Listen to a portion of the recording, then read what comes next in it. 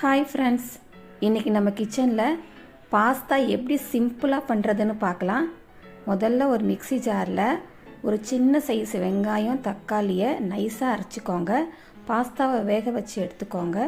வானலில் ஒரு ஸ்பூன் எண்ணெய் விட்டு அதில் இஞ்சி பூண்டு பேஸ்ட்டு சேர்த்துக்கலாம். கருவேப்பிலை சேர்த்துக்கோங்க. ஒரு நிமிஷம் இதை நல்லா வதக்கிக்கலாம். இப்போ அரைச்சி வச்ச வெங்காயம் தக்காளியை இதை சேர்த்துக்கலாம். மஞ்சத்தூள் சேர்த்துக்கோங்க. மிளகாத்தூள், தனியாத்தூள், கரம் மசாலா, ஜீரகத்தூள், உப்பு இதெல்லாம் சேர்த்து நல்லா வதக்கிக்கோங்க.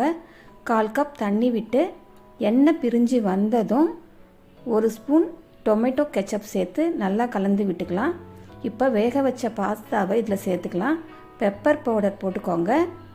டேஸ்ட்டுக்காக கொஞ்சம் பட்டர் சேர்த்துருக்கேன். இதை நல்லா கலந்து விட்டுட்டு சர்வ் பண்ணுங்கள். என்னோட சமையல் உங்களுக்கு பிடிச்சிருந்தா கீதாஸ் கிச்சனை சப்ஸ்கிரைப் பண்ணிவிடுங்க.